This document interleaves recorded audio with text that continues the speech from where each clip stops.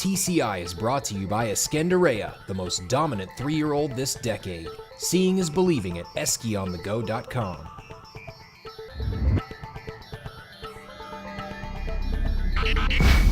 Welcome back to TCI, your inside track to the Triple Crown. I'm John Siegel alongside Joel Cunningham. Joel, let's take a few minutes and get the viewers caught up on a few graded stakes winning 2-year-olds that have yet to make their 3-year-old debut. Joel, there are some significant horses out there that have yet to start. I got a list of them. I'm going to give you 30 seconds. I'm going to put you on the clock again. Give you 30 seconds to tell me about them, what progress they've made, where they're at now, and where we could see them run next. Let's start off with Union Rags. Joel, this colt is a favorite on many people's list. He's a Champagne winner from last year. Where could we see him next? Yeah, you just said it. The Derby picture, I think, starts with Union Rags. Here's a colt that I thought should have won the Breeders' Cup Juvenile. Has that stamina on the bottom side. I'm really interested to see him truly stretch out to a 1.125 miles, see what he's made of, because I know he has the quality. You know, he's training in South Florida for Michael Matz right now, reportedly training beautifully, on schedule for the Fountain of Youth. And that's going to be a tough race, John, to make his 3-year-old debut. We'll really find out a lot about him in there. All right, let's move on to another horse. This one's on the West Coast. It's Creative Cause.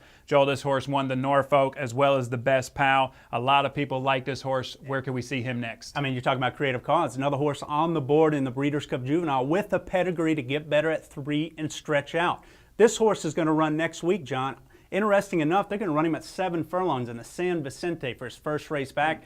One thing I like is his training schedule, John. You look at his work pattern, he has 3 stamina-laden works, 3 6-furlong type works coming in, so he looks like he's going to be fit for that. I don't know if he's going to be quick enough to win at 7 furlongs to get some top 3-year-olds, but it's a good starting spot for him, and then you'll see him in the San Felipe. All right, let's talk about another Grade 1 winner. It's a horse that was very highly touted. It is Currency Swap. He won the Hopeful Stakes. Joel, unfortunately, he got hurt. He missed a lot of time. Do you think he'll make it back in time? Connections are very high on this colt's chances. You mentioned he got hurt last year after the Hopeful Stakes. Here's a colt to me looks like more of a sprinter miler type horse, but they are convinced he can stretch out.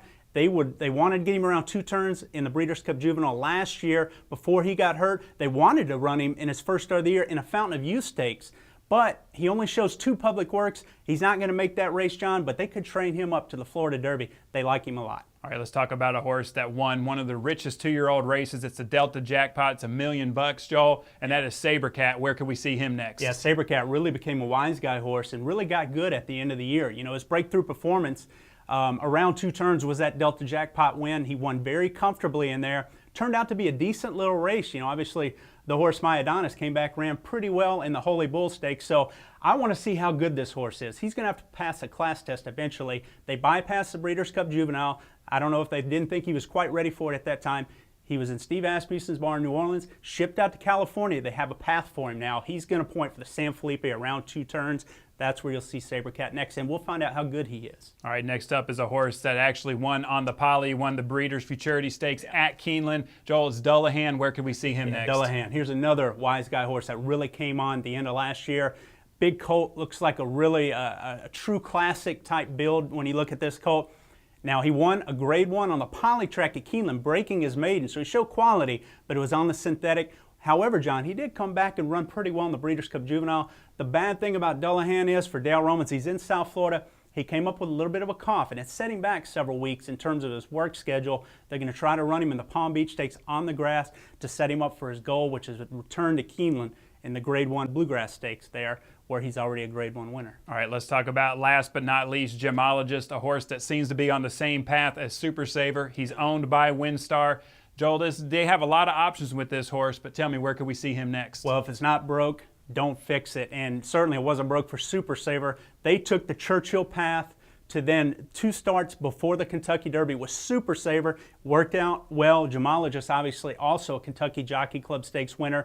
Went to the farm. He's been training at WinStar on the farm. He's been now in South Florida for a few weeks. He had his first breeze this past week for Todd Pletcher, but the Tampa Bay Derby, where they're appointing him, is only 5 weeks away. He gets an extra week of training to prepare for the Rebel Stakes. That's where I think you're going to see him next, John, and then obviously going to the Arkansas Derby from there. All right, thank you, Joel. Thank you for getting us caught up. You know, you mentioned a lot of regions during that section, which leads me to a question that a viewer asked.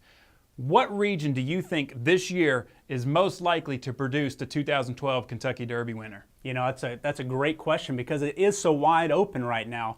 You know, you always have your strength in California and Florida. So I think it's obviously between those two. You have Bob Baffert in California loaded, Todd Pletcher loaded per usual in Florida. But when I look at a lot of winners in the Pletcher barn, I really question how far they're going to run. Or a lot of winners in Florida, period. There's a lot of brilliant pedigrees down there, so be really interesting to see how they wind up stretching out. When I look at California, I see more stamina-laden pedigrees with Empire Way, Sky Kingdom, you know, horses like the Fed Biz that are unproven to this point. So at this point, John, I would probably say California just from a pedigree perspective, but it's really close. And what's interesting is you have Union Rags in Florida, who I would consider your favorite right now. But right. I think in terms of depth of classic pedigrees, again, California is probably a little better. All right, Joel, let's move now to the prep preview segment of the show. There's actually 2 races we want to talk about in Gulfstream Park. Only one race that has graded earnings up for grabs, and that is the Hutchinson Stakes.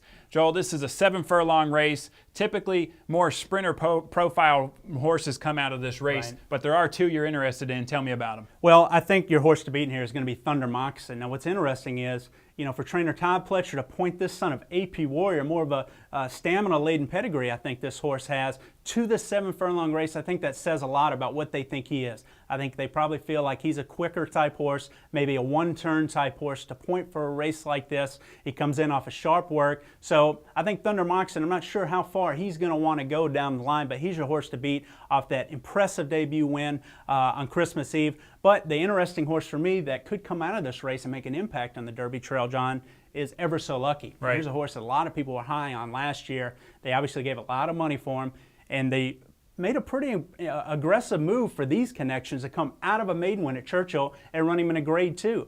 And even though he's eligible for a 1X, they're bringing him off the bench now, running him back in a grade 2 sprinting. So Son of Indian Charlie, I expect a big performance from him.